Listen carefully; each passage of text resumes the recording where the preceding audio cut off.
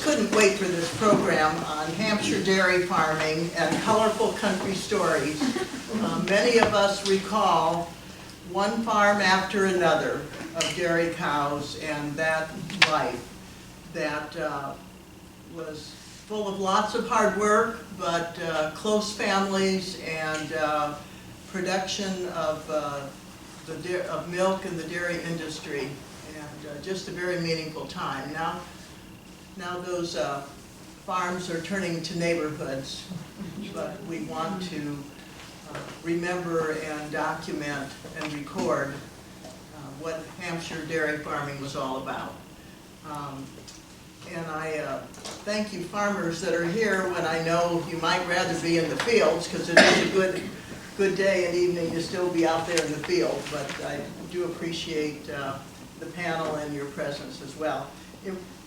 Keith Paddock will be presenting, Conro, and then Terry Henkel will be talking about the milk factory in that period of time, or that aspect of Hampshire as well. We're going to begin with Conro, I believe. Well, welcome. okay. You? I guess so. I really didn't know what was expected of me, so I did a lot of research and spent a lot of hours to form what turns out to be 10 pages in 20 minutes. But if anybody got questions or you want to butt in for some remarks, go ahead.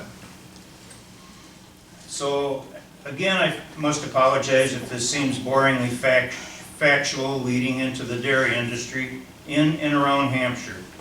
But I felt I should lead with the fact that the dairy farming history around Hampshire is a direct response to the demand for milk in Chicago. Elgin responded to that demand by sending the first shipment of milk to Chicago by train in 1852. By the 1870s, small cheese and butter factories sprang up all over northeast Illinois, one having been constructed in 1873, 1 year before the railroad went through the area where the village of Hampshire was created. The building was located just north of where the current Geringer blacksmith shop stands today. During its almost 35-year existence, butter was sold into Elgin and other products into Chicago before closing in 1907. The output of these creameries was sold on the Elgin Board of Trade, which was formed in 1872 as a meeting place for buyers and sellers. By 1881, milk and dairy in the New York City area would not set prices for their products until they heard from the correspondent in Elgin Board of Trade. This board set the prices that influenced the markets not only throughout this country, but even as far as Europe. Elgin set the prices for over 40 years. It was during this time the Fox Valley became known as the Dairy Valley of the Midwest, and Elgin as the biggest dairy town.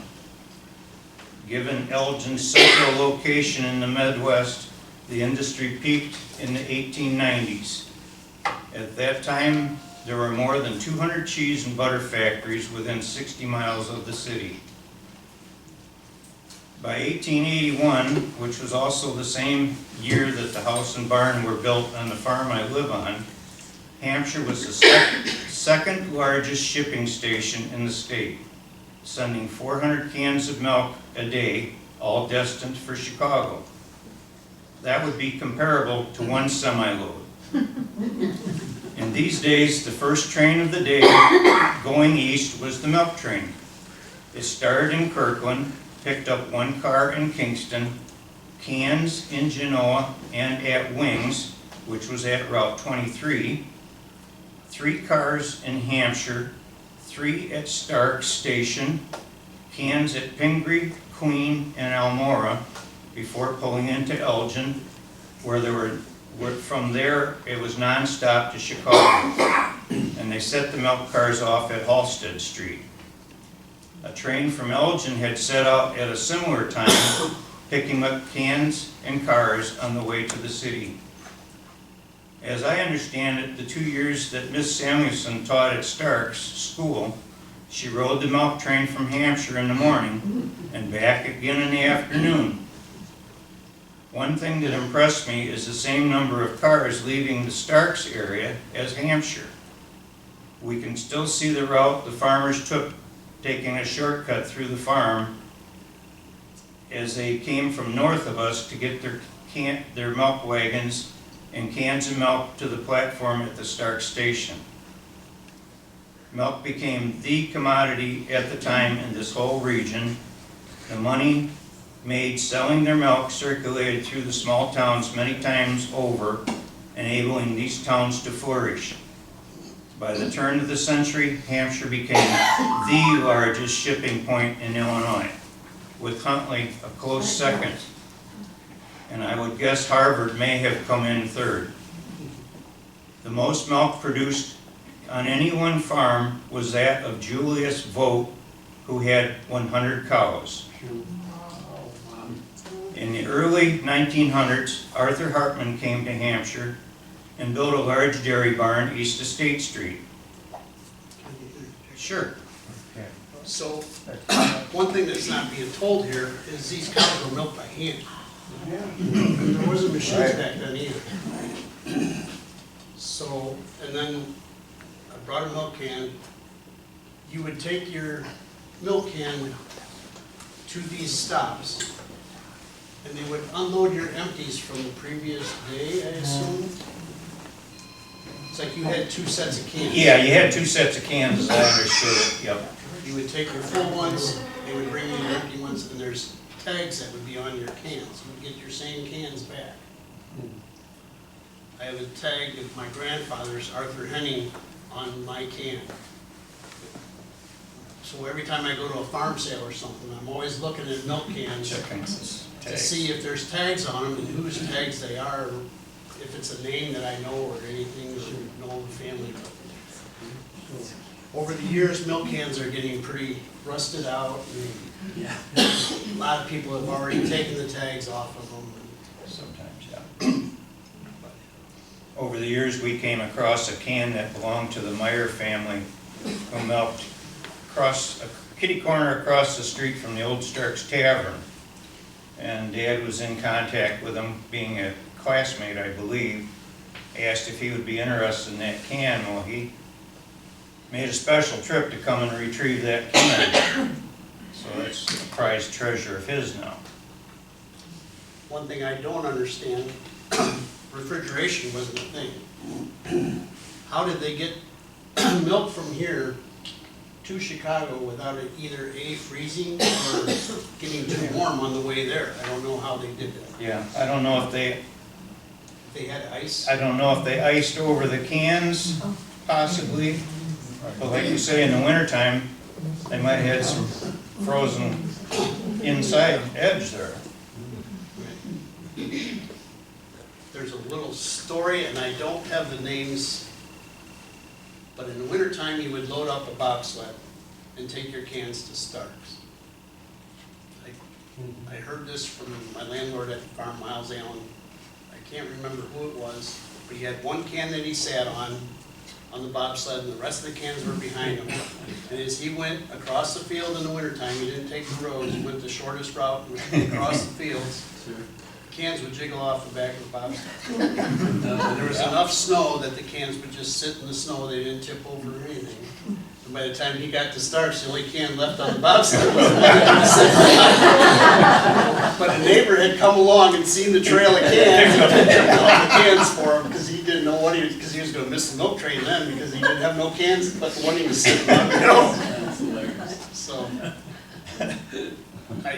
way before my time, but I had heard the story. Go ahead. I was getting dry anyway, Keith.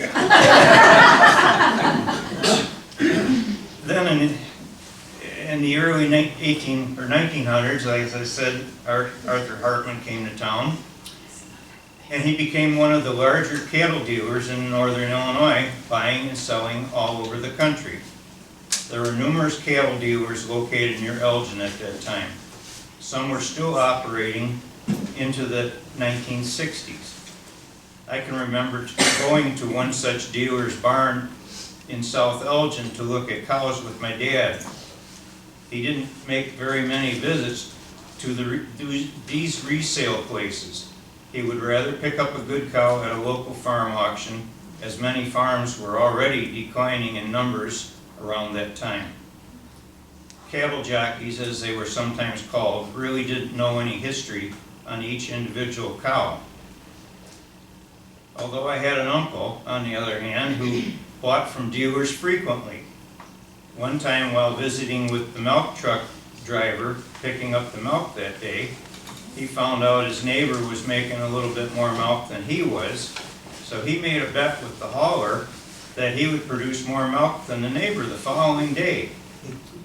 I don't think my uncle even went to pick which cows he wanted. He just called and said, "Send over 5 cows today." Also, early in the 1900s, cows having tuberculosis became a concern. Starting in 1914, the federal and state government began to seriously crack down on the trade of cattle with it. Many dealers in northern Illinois were believed to be paying unscrupulous vets to sign health certificates claiming animals were TB free. One such dealer was located just east of Galligan Road at Gilbert's. The legitimate dealers called Dorsey the greatest menace to the honest dealer in Holstein cattle. He was later convicted. Farmers strongly resisted the expense of testing for TB and the loss of positive cows until they started getting payments on the slaughtered animals and a premium for the milk coming from a clean herd. The organization of the Pure Milk Association in 1926 helped drive this encounter. Also at this time, there was a milk strike in 1916. Tempers flared and much milk was withheld from the buyers, forcing them to increase the pay price in short order. By the 1930s, brucellosis then became the health concern. Consumption of contaminated milk and meat caused undulant fever in humans. Milk could be pasteurized to be safe, but meat could not. This too met similar resistance from the farmers. And if I remember correctly, the state paid to vaccinate cattle until it was no longer mandatory about 10 to 20 years ago. As mentioned earlier, the earliest cheese plant in the village and also Borden's closed in 1907. But it wasn't until July of 1928 that the Hampshire Milk Company opened. It served as a receiving plant located just across the street from where we sit tonight. There the cans were emptied of their milk so they could be loaded into tanker trucks to go east. The empty cans were cleaned and sanitized also. I don't know if the milk was chilled to lower temperature before going into the trucks. Arthur Hartman was influential in starting this cooperative with the farmers. I would assume that between 07 and 1928, all of the milk produced went east by rail. And then by July 1956, the plant started operations as Country's Delight. My great-grandfather, Anton Stallman, bought the farm at Stark's in 1911. We were fortunate to acquire one of his cans from an auction 4 farms to the west of us on Route 20, thanks to Mrs. Kessie. My grandpa George Conro started running the farm in 1920. I don't know if this milk went to Stark's or Hampshire previous to the milk company opening. Early in the 1940s, my dad was big enough he had the job of hauling the milk to Hampshire. On school days, he took his little sister, along with a few other kids, and dropped them off at school first before delivering the milk and then going to school himself. When my mom and dad married, Grandpa and Grandma moved to town just as generations before them. Around this time, the milkman came into being on the farm. Not a milkman who dropped off milk, but picked up the milk, literally. Farmers no longer hauled the milk themselves. One of our farm neighbors happened to be our milkman. He wasn't a terribly big, strong-looking guy, but lanky and wiry. He had to be to carry one full can in each hand and swing them up onto the deck of the enclosed truck. The 8 gallons of milk alone weighs just shy of 69 pounds. The empty can weighs 25 pounds. We're talking 94 pounds total in each hand. I was told some men could put the cans on the second deck of the truck while standing on the ground. Our milk still went to Country's Delight in 1958, but I had a different mode of transport. At 5 years of age, I didn't understand at first why Dad was cooling the milk in the cans in an outdoor water tank plugged into electricity. Previously, the cans were cooled in an indoor water tank, therefore the word milk house. But soon a shiny new bulk cooler was installed that held 240 gallons. Gone were the days of lifting heavy cans. While growing up, our barn held 31 cows. On occasion, we would switch a few in and out to be milked. I was fortunate that my parents didn't roust me out of bed for the morning milkings, as many of my counterparts were. But by the time I was in high school, I had a few before-school chores to do. In 1967, Dad got fed up with selling milk to Country's Delight, not because of the company, but because the milk inspector liked stopping in for inspection on his way to the plant in town. So a milk inspector, in order to ship grade A milk, would come out to your farm and inspect and make sure everything It was a met their federal criteria inspection, yes. for grade A milk. Otherwise, you got grade B, which didn't pay enough to even milk cows at that point. I think it just went for cheese. Grade B was known as cheese milk, but currently I think even the cheese plants require grade A. I don't know if there's even a market for grade B milk anymore. I don't know if there is such a thing. Right. I don't know. Grade A milk's cheap enough. At times, yes. Currently, I'm told the base price for 100 pounds of milk is like $16. With your premiums, it's 19-something. And that's about the price it was in 2016 when I stopped sending to a processor. Well, there's all these high-priced milk plant employees that we had to pay for.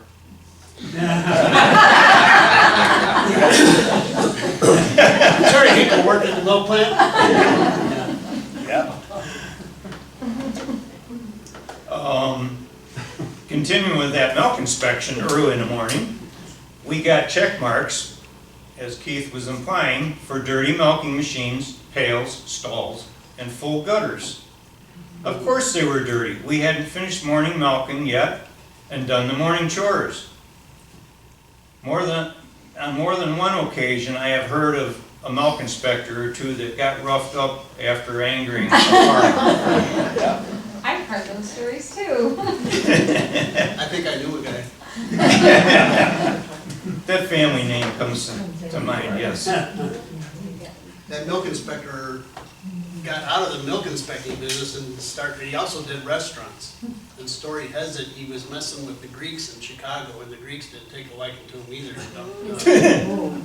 Dumped hot soup on him, and I think that pretty much ended his career of being a federal inspector for the health department. We did at one time have a milk inspector too. He came once. And me and Mom, I think Dad had hernia surgery. Me and Mom were doing morning chores. He came in, well, there's a little cow manure in the cow yard, and there's dust on the stalls, and there's this and there's that. We came to find out later that he typically inspected restaurants and cafeterias. That wasn't Bob Crombie, was it? I had no idea. He broke every rule of the book when he had the dairy, and then the state hired him to be an inspector. But we had Bud Oost, and Bud Oost was a big, you know, your hands had to be washed when you got out of bed in the morning, because then you might have spit on them during the day. Or That's how rub your strict- nose, or rub Yeah. your nose. Oh, don't do that when he's around. Yeah, he was a joke. Hmm? And Randy Tickets come after him, he was just as bad. You might have had him, a young guy that, I really don't remember any inspectors, other, yeah. inspectors' names other than Mary Beth. Yeah, Those well, later he was years. good. She was really, to be honest, too easy. Yeah, but I mean, she was good, she would tell you what was wrong, Right, but she didn't mark you for it. right. She'd give you Just- time to, right. You know, work on this a little bit. You get that 4'9" one, right, that Sandra that weighed 200 pounds? She, I mean, she was a Was- nice one. Sandra Was she Mary Beth's The boss? colorful part. Yes, Okay. yes. My ex-wife and her got along pretty well because we believed she was gay. I think you're right. But she tended to be cranky when she had braces on getting her teeth adjusted, You know, so I'll give her a little slack. yeah.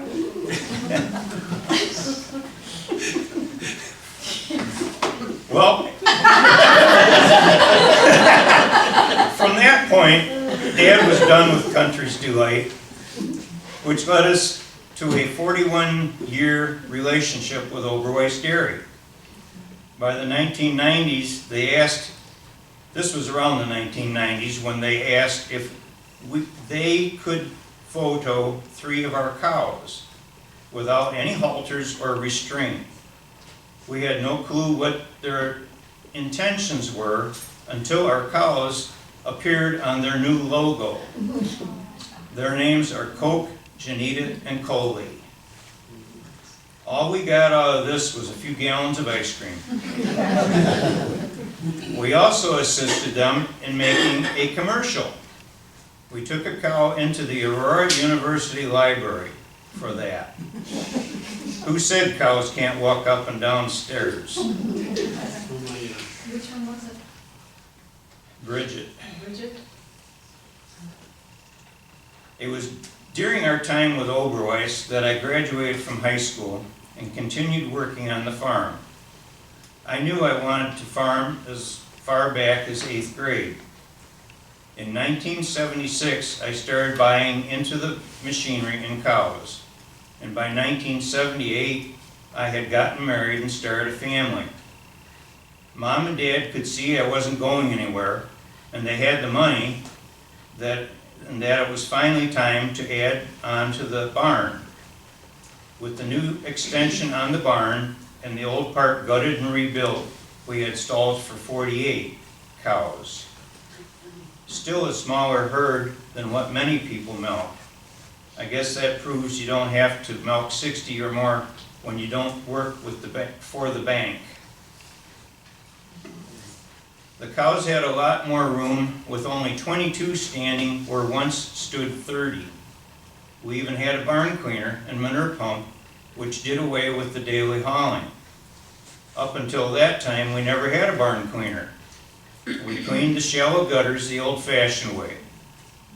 The Armstrong cleaner, as I called it. Twice a day in the winter, when the cows were in most of the time. If Dad and I cleaned at the same time, with one on each side, we ran the risk of getting splattered.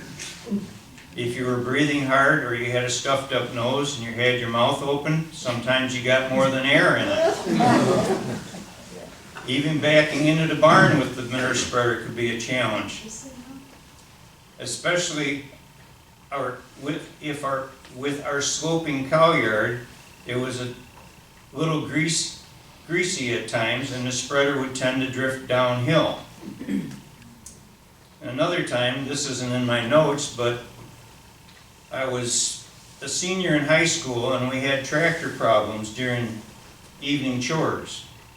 Well, evening chores got to be a half an hour longer, and we're out in the yard working with a tractor, dragging it around and trying to get it started in the winter. And I froze the skin on 3 of my fingers and lost 1 fingernail in the process. That was the worst pain I'd ever been through. I spent the whole, usually 5 to 5:30 was our supper time. Mom and Dad were eating and I was running cold water on my hand, holding it over the register and trying to do anything I could to make it feel better. It took a few years before we started maxing out the 240-gallon cooler on a regular basis, and we still weren't up to 48 cows yet. Dad then replaced the first tank with one that would hold 280 or 300 gallons. I could see the writing on the wall and told him that won't last long. By 1991, Dad was old enough to collect Social Security, so they retired from the cows. Not too many years before Mom passed, she said to me, "I think your dad would still want to be milking cows if I hadn't told him I was quitting." So my wife and I bought their half interest in the herd and proceeded to fill every stall and also increase production per cow. You guessed it, we needed a bigger cooler, which came in 1991.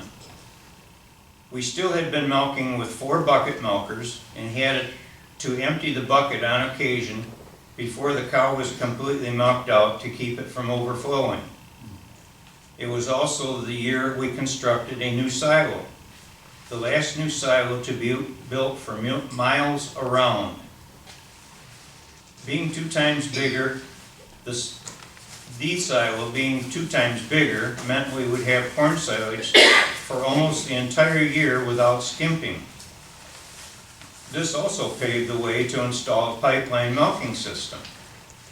Dad questioned why I would want to spend the money to do that. I don't think he realized what a labor saver it was at the time. Remember, we went with 4 milkers before, milking every cow on her right side. On our very first time using this new system, we used only 3 milkers and milked between every pair of cows. We didn't know how the cows were going to respond to that, and we weren't used to it either. That very first milking, we milked in 15 minutes less time. And from that time on, 1 person milked and the other did feeding chores or other things. We continued sending our milk to Overweights Dairy until about 2008, when we were told the milk would be the semi. Anyone who knows my farm knows that that wouldn't work, and it wasn't practical to try. From that point on, the milk went to Rockford. I continued to milk full scale until 2016. Those last 3 years were alone with part-time help, as my son had decided to pursue a more stable career. Besides the labor shortage, extremely fluctuating milk prices made the decision easier. Because back in 1909, milk prices were so bad, I had to take money out of my savings account for the first time ever just to pay for the dairy expenses. So I sold nearly all of my cows, keeping a few that wouldn't have sold well to supply the people that came to the farm for milk. I literally fell into a new business. I still had a herd of heifers of all ages coming along, and at times I was producing over 100 gallons a day all by myself. The only time I had to dump milk was when COVID hit. I finally lost the desire to continue and sold out completely at the end of February 2022 1 week after my 69th birthday. Wow, thank you.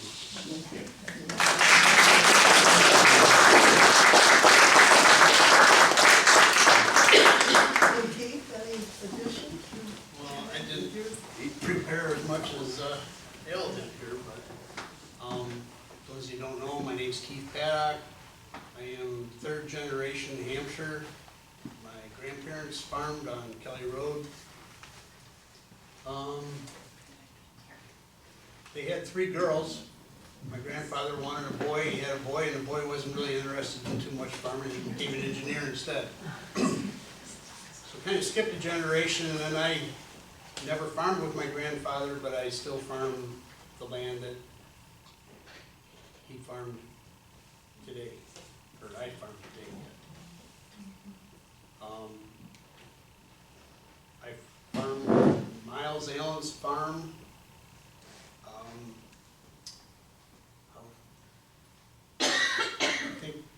I can't remember when we started farming, but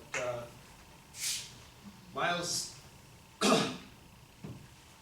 had several people come through his farm, several guys. There was Ray Ackerman, he worked there for years, and he went to Wisconsin and bought a farm. His son, Cork, or Ernie, he went to Wisconsin and bought a farm. His other son, Tim, went to Wisconsin and started farming up there as well. At that time, Richard Piskey, a neighbor, was also interested in farming and worked with Tim, and they kept growing the herd and growing the herd. Tim moved to Wisconsin. Rich and Miles went on shares, 50-50 shares. What year are you talking? I can't remember that year. 80s? 70s? In the 80s, I would Yeah, I say. Were you in graduated in high school? 81, so it was 80s, early 80s. 70s. Okay. Rich farmed and Mize farmed on shares for like a year or two, and then Mize like, you guys need to milk more cow, or Rich needs to milk more cows. He's like, I'm not at the age that I'm gonna do that. And I would help out with hay and stuff, and Mize just approached me and was like, why don't you 2 boys take over and farm together and buy me out? Bought his machinery, bought his half interest in the cows. And Rich Piskey and I milked there till, I think, 97, about 15, 17 years. My wife was scolding me because I'm supposed to have all this dates written down. I can see you were planting corn and beans a lot, so I didn't get that quite that far. So, where was I? You just went How many to years? Joint You venture. married? joint venture. So yes, Rich and I still farm today. We sold the cows, I believe it was in 97. We both work off the farm. Mize was willing to let us continue to farm there, rent the farm and everything, so we still farm it yet today. He's since passed. Other people have bought the farm and they still allow us to rent the farm. I'm not, Miles' dad, Ernest, was, I don't know if he was the original, it could have been the original guy there. I would assume not, but I don't know. I don't know who the farm belonged to before that. But you could go up and down Allen Road, and a lot of them were Allen's, but almost every farm had milk cows. Yeah. On my way to school on the school bus, from my place into town, there were 6 dairies. Wow. And you could see by looking at the barns, being observant, that there used to be about twice that many dairy farms previous to that. But then in the 40s, they started Well, Fred dropping off. Swanson would go out on, start out on Harmony Road, and then turn on to Melms. And by the time he got to Walker, and got to Bickney's, and then got to Mike's, he was full. he come into town, dump, and then they go back out and finish it. And then, but them tanks, at that time, they were only, I think, 2,000 gallon tanks. And then they started going to the bigger ones, the 3,600 gallon tanks. But, like Cork and them, I picked up their milk when they went to Wisconsin. Don Henning had that route. And my last stop was Fritz Bickney's. And, out Leaf River. And that's when Country's Delight bought them garbage trucks. Made milk trucks out of them. I'm going down the road, and all of a sudden, the gear shift, I'll pull my arm down through the floor. I couldn't find it, so I'm looking around, so I get out, and the transmission fell out there. So I called Ted from Allen, so I got a hold of Jack, and he sent Ted up there, and we hooked onto the milk truck. He pulled me down to Fritz Bickney's, backed me in there. We got Fritz's milk, and we come here, and then he backed it in the intake. Oh, my goodness. Then we took it back to Chicago, where it come from, to get another transmission put in. Yeah. We had a lot of problems with them trucks. Keith, how many cows did you dairy? Rich and I would, well, the barn held 49, we would milk the barn twice and then some, so we milked generally over 100 cows. We would milk about 15 cows. Rich and I both milked, we each ran 3 machines, we ran 6 units together. He would milk one side of the barn, I would milk the other side of the barn. For whatever reason, when we switched, we swapped sides. People would always ask, well, how come you're on this side now? We had no idea, we just change of scenery. When did Mize's barn burn? Yeah, I was telling that Ernie, Mize's dad, we called him Mize, his real name was Miles. He took over that farm, and in, I know the date, Mize's wife, Anna, it was her birthday on September 22nd, 1963. There was a thunderstorm come through here, and then hay was made with wire bales. Yeah. I've always put hay on edge, but at that time they put the hay flat, and they crisscrossed it in the hay mound, so the wires were touching each other. Lightning hit the barn, and from one end to the other, the barn was engulfed. Not like it started at one end of the barn and worked its way across, it engulfed the whole. In September, the cows were out to pasture, but there was some cattle, some calves, some younger stock in the box stalls. Court got into the barn. To this day, he has back problems. Somehow he threw a 400-pound calf out of the box stall. And them cattle were never found. They went running wild, and they looked for them a couple days later, and somebody helped themselves. Get a guy Drove when he's the down. the cows to the Hartman's barn. Right, right. So then they had obviously no place to milk the cows. You mentioned Art Hartman's, which was now the veterinary clinic. There's 2 barns there. That was where Art Hartman and Harv Hartman had their cattle business. They drove the cows to town over the railroad tracks, which I heard was quite a challenge to get the cows across the railroad tracks. And they milked cows there for a while. So the barn burnt in September. They made a makeshift place to milk cows, which ended up being our loafing shed on the end of the barn, till they could get that made up, and then they took the cows and drove them back out there, and they milked cows from September till, I was told, Thanksgiving Day of that year. So basically 2 months later, they put cows in a brand new barn.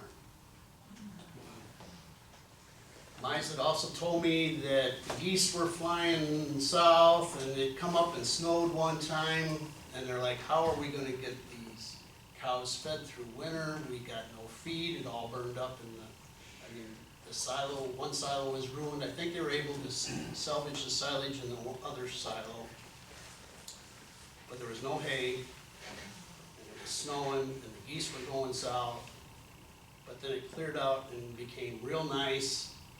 And all the local farmers, between building a barn, they were able to get enough hay made to get them through the winter. Everybody heard about the barn fire, and they had all Yeah. these cows.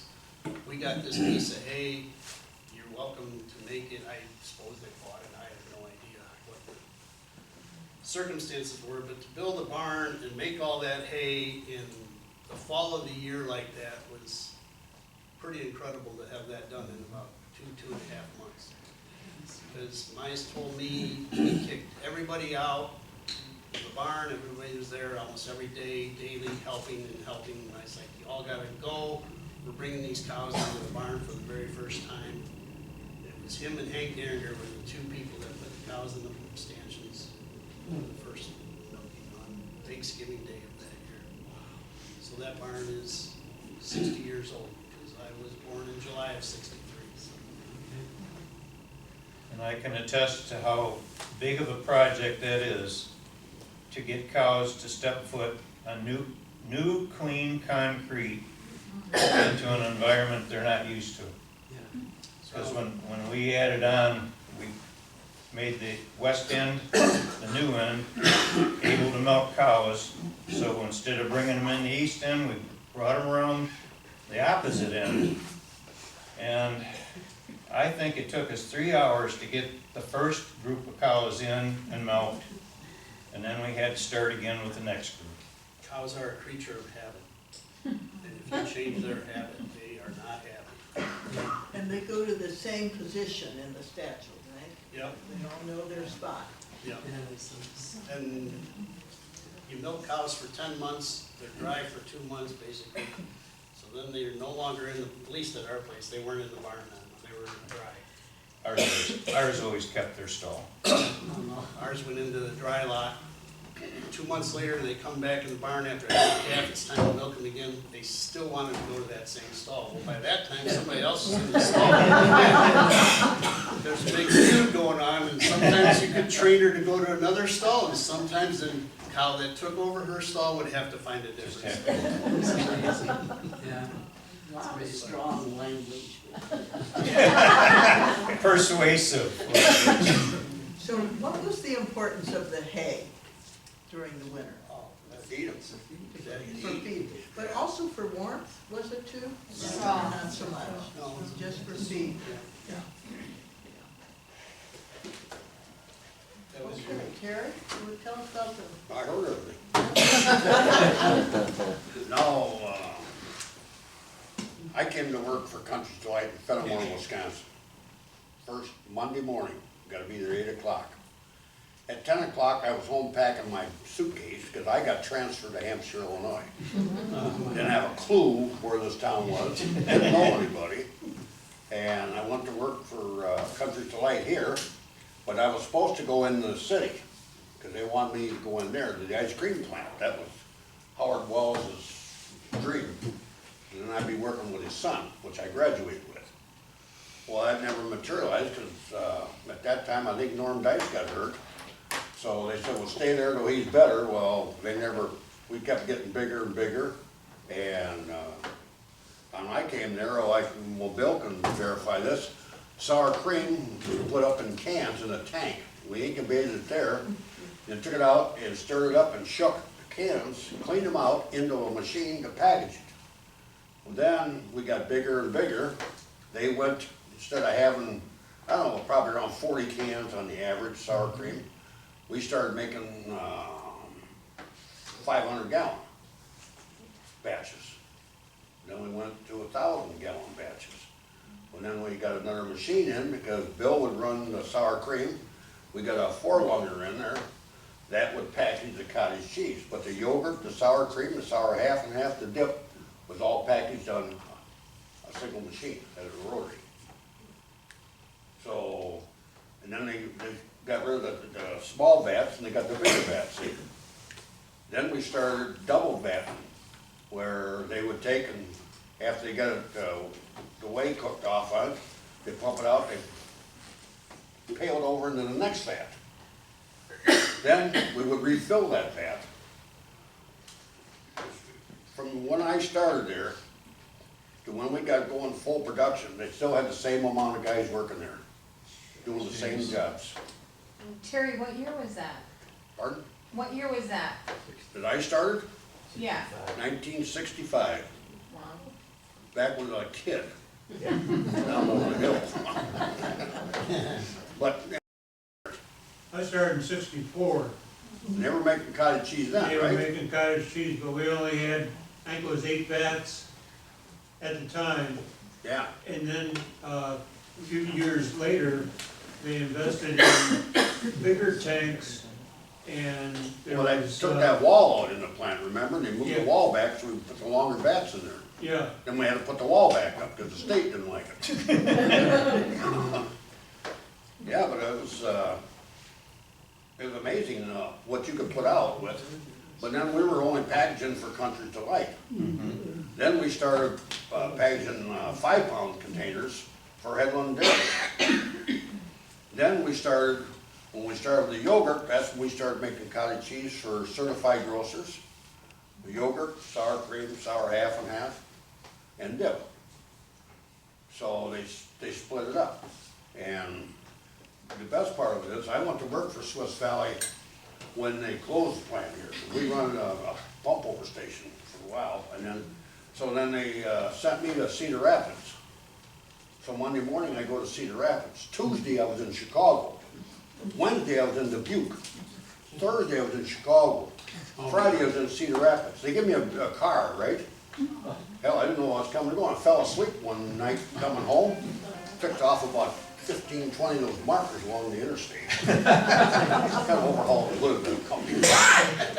And I finally went in and told him, I said, I'm done. And then Ron Bolander got a hold of me and wanted to know if I would open that up over there for a pump over station. So that's when we brought Richard Shearing in. And then Richard went on to the farms and got it.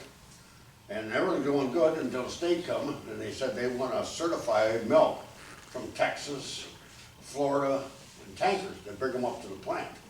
So then I had to buy a 10,000 gallon stainless steel tank, because I had to transfer it out of their truck into the tank, wash that truck, and transfer it right back in the same truck. So we would get the regular milk in, and these guys, and we'd be working half the night transferring milk. And I said, why? But that's how they got certified. There's only 3 locations doing it, Hampshire's one of them. So I got thinking, it was a good deal. I mean, we made good money, don't get me wrong. But a lot of hours, a lot of work. And it got to the point where you get burnt out, you know? So, other than that, and I said when I opened up the plant, then it was, Swiss Valley wanted to turn that back into a cheese plant. What? We tore all the pipes out, we tore everything out of there. Oh, we have bare walls in there. I said, do you realize what it's gonna take to do that again? They said, well, what do you mean? I said, I'm not doing it.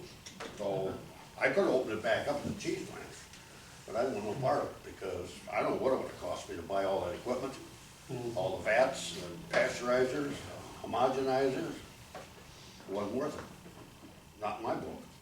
Besides that, if I'd been 25 years younger, I would have tried it. Different story. Yeah. Not when you're, what, 63, 64? Bad time to start. So, but anyway, that's my end of it. Fred Swanson. Oh, I you gotta know, tell a couple stories. Nobody like Freddie. Freddie, you know, we would walk up and drop a wrench on the floor and the noise, he'd jump. Straight up in the air. I shouldn't tell this story. We were all going out, it was snowing, blowing like hell. So they called me to go out, take a truck out, because everybody's going so slowly, the roads weren't open hardly. So anyway, I had these little finger snappers, firecrackers. So I stuck, Freddie's in the bathroom, right? Had the coveralls off, he don't do anything. I stuck that little firecracker in there, took my cigarette and lit it, and it went off. Well, that night when I got back down there, my door handles on my truck was greased. My gear shift was greased, and nobody knew how it got done. Freddie went home and got another pair of coveralls too. I didn't find that out later on. Yeah, that was all good times, because I would fill in for Richie, Vernon, and Harold, and then Don Henning, when he had that route up north, I'd go up to Quirks and all those guys milking, and that Moore from Genoa, he moved, Ralph Moore, I think was his name, he moved up there. So we got his, well, by the time I got to Fritz's, sometimes I couldn't get it on. That was 3,600 gallons that tank held. I got Quirks and Tim and Ralph Moore, and I'm trying to think the other, there was another one that went up there. And we sent a truck up just for that milk. And it was all good, you know, seen a lot of country. He didn't know Fred Swanson, he picked up our milk.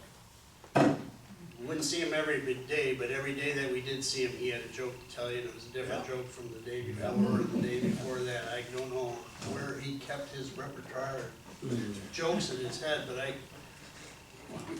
he was, Mike Bickney's dog, that German Shepherd he had, for some reason, I don't know if Freddie stepped on his tail or what happened, but he overhauled Freddie's butt. Come back, he had a big wad on his back pocket, and I said, what the hell are you doing?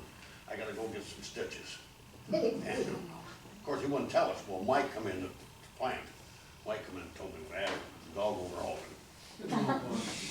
Well, that's like Richie Fisher, that bulldog out there by Kirkland, we were picking up milk out there. And every day he'd get out of the truck and he'd give the damn dog a bone. So anyway, I come there, never been there before, Richie's going fishing or something, I go in there and the dog overhauled me. And Richie said, all you had to do was give him a dog biscuit. That's why the hell didn't you tell me? Nice to know. I ended up having, what, 9 stitches, my God. Oh, yeah, he chewed on me pretty good. Wow. Other than that, I guess that's, Well, thank you. you're in charge. I appreciate all these stories, and I wanted to spend just a little time about the farmers' wives, because we know how hard the men work, but those farm wives Oh, my. were hard-working women too. And I have some material here from Jeanette Getzelman-Williams that she's given permission to share about her memories of life on the farm. And she said how a herd of cows had to be milked morning and night, year-round. And that meant an early start for the men in order to get the fresh milk into the cans and taken to the train for shipment to Chicago and other large cities. After returning from the train, a full breakfast, meat, potatoes, eggs, homemade, toast, biscuits for the men was expected before 8 o'clock in the morning. Wow. That, in addition to 6 children to feed and get ready for school, was a daunting task. No school buses, so mom and dad drove the kids to school. Back in the day, some went on their ponies or in a little buggy, and they were often late, but they got dropped off at the Hampshire school and ran to get to class before the school bell rang. If you didn't make it to class before the final bell, you were marked tardy, and that was a shameful thing. Midday was lunchtime. Men came to the table hungry, so a hearty meal was provided with meat, potatoes, homegrown vegetables, right? Had a big garden, tending that vegetable garden, in addition to everything else, and of course dessert. The evening meal was often leftovers, lots of bread and milk and dessert. It seemed like a never-ending cycle of food prep, clean up, and start all over again. Remember, all this was accomplished without a dishwasher. Water had to be heated on the stove. Food was fresh or used from the larder in the cellar, and so lovingly prepared. By the way, on food, the women did, of course, all the canning, right? Stored it in the cellar, prepared, made sure the food was there for the winter as well.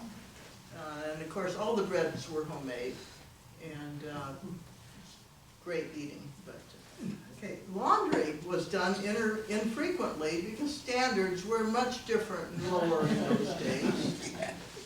The modern washing machine for that time was electric, had a large round tub with an agitator in the center to pulsate the clothes. Hot water was heated in copper boilers and poured into the machine with the help of a strong man. Clothes were agitated by the washing machine, then run through a wringer, then to get the excess water out, rinsed in rinse tubs nearby, carried outdoors to be hung on the clotheslines strung across the backyard. Jeanette says, I remember clothes freezing solid during winter months, brought into the house and hung on folding clothes racks to finish drying. Every part of life seemed hard compared to today with the modern conveniences of dishwashers, washer and dryers, refrigerators with freezers or microwave ovens. But for the farm wife, in addition to the household chores, gardens were planted, weeded, and maintained. Resulting foods were processed or preserved to last through the winter or non-growing season. Baby chicks were purchased each spring, nurtured into laying hens, and wonderful chicken dinners. Of course, a lot of farms had hogs as well, their hogs and the pigs. There was always plenty of dairy products, milk, cream, eggs, so custards, puddings, cakes, and pies were created to use the products on hand. There was an apple orchard close to the house, good climbing of the trees for kids, and good apples for sauce and pies, and a grape arbor for grape jelly and belly aches if eaten when they were too green. One memory I have of the farm is threshing day, when a huge machine called the threshing machine would be towed slowly down the lane leading to our farm and would be set up in the farmyard ready to separate the grain from the chaff and shoot it into trucks or sheds as was appropriate. This work had been done by hand in previous years and was very labor intensive, so it was exciting to see the machine work. And of course, many of you know about the Steam Power Club that has many of these machines every August. It's a wonderful event out in Sycamore area on Taylor Marshall Farm? Yeah. Taylor Marshall Farm. Wonderful event to attend. Lucan's Road. Lucan's Road. It happens to be the same weekend as Coon Creek Days, but you can do both. So it was, the threshing machine was a cooperative effort with many farmers signing up for the service. It was moved from farm to farm along with the farmers that were in line for the service. On harvest day at our farm, many men arrived to help for the day, and my dad would go to neighboring farms to do the same. Mom was expected to prepare a banquet for a dozen or so ravenous farmers on threshing day. It was all hands on deck as neighbor women came in to help as well. So the work of the farm wives, many of you know far better than I, but I just have been amazed at the stories of the work of the women. And of course, babies were had at home usually, not necessarily in the early days, not necessarily at the hospital. Yeah, that story just describes my mother, Pat Thurl, and my dad had 4 boys on the farm, which I was the oldest, Bob Thurl. But anyway, I always told Mom, and I saw this from the earliest days when I was born in 1950, she worked harder than Dad on the farm. And guys never really told that to their wives, but I saw it. But anyway, it's a tribute to all those wives here and how hard they work with the meals. Oh my goodness. So anyway, Yes. And no evening television. You know, there was a piano in most farms. Most women and girls learned to play the piano and often other instruments. You made your own music. yeah. You played cards. There were dances. You actually danced together. It was another time. But we wanted to end with some colorful country stories of some funny things that you may have want to share or talk about along the way. I do have one colorful country story of this teenage girl, Grace, a friend of mine. You know, one of the big things is making fudge, right? Homemade fudge. And she was in an old farmhouse, and the sleeping quarters, of course, were upstairs, but and no indoor plumbing. So, you know, if you had to use the restroom was the outhouse outside. And Grace was, it was winter time, and Grace had made some fudge, and it was, the snow was all around, and she just opened the window outside the kitchen, and laid the fudge out on the snowbank just outside the window to cool in the snow. And pretty soon, her brother, who was upstairs, nature called, but he didn't want to go to the outhouse. So Johnny just opened the window, and there's this yellow stream onto her fudge. She says, "Mom, John is peeing on my fudge." And indeed he was.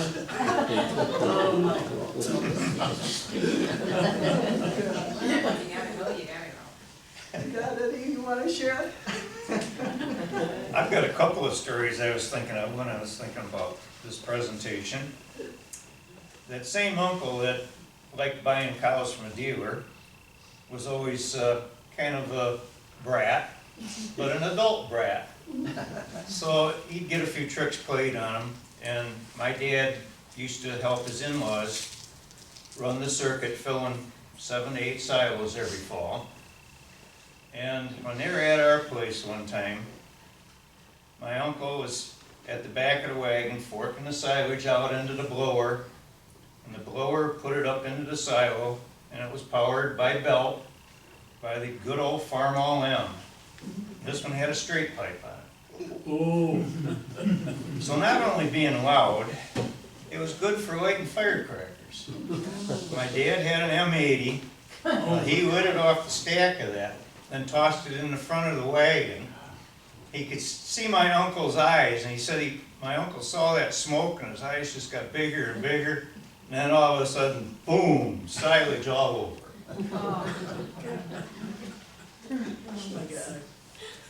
And the other one was after we remodeled that barn. The gutters, instead of being little shallow things, they were like 16 inches deep on the one side and 18 on the other.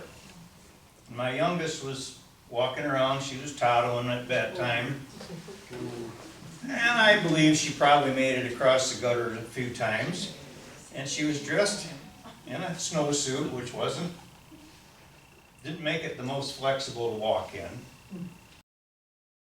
And then all of a sudden we're doing chores, cows were out of the barn, and my son, being the son he is, pipes up, "Mom, Sherry fell in the gutter." Instead of picking her up, and she's got her little arms, arm deep, in the manure, in the gutter, blowing bubbles, trying to get away from it.